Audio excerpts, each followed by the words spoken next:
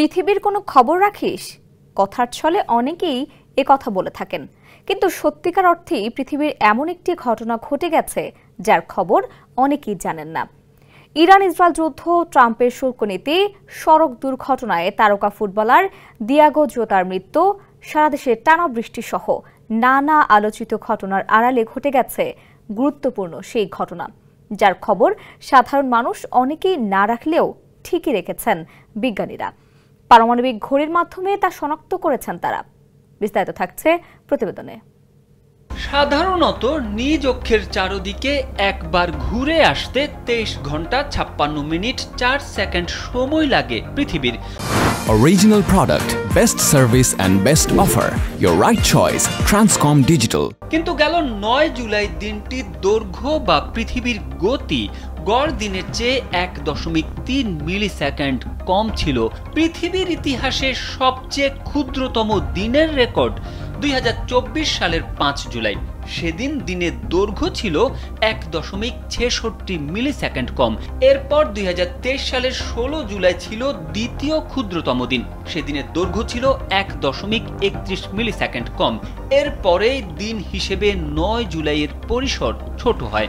পৃথিবীর গতির হেরফেরের ওপর নজরদারি চালায় international earth rotation and reference system service IERS। তারাই পৃথিবীর ইতিহাসে ক্ষুদ্রতম দিনের এ তথ্য জানিয়েছে।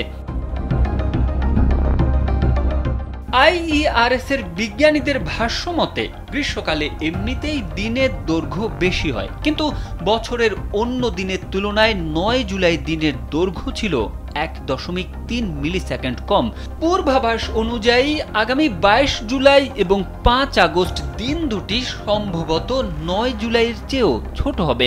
22 জুলাই দিনের দৈর্ঘ্য কমতে পারে 1.38 সেকেন্ডে। 5 আগস্ট তা কমে হতে পারে রেকর্ড 1.51 মিলি সেকেন্ড, কারণ ওই দিনগুলোতে চাঁদ থাকবে পৃথিবী থেকে সবচেয়ে দূরে। ফলে সাগরের জোয়ার ভাটার টান পৃথিবীর ঘূর্ণনকে কম ধীর করবে।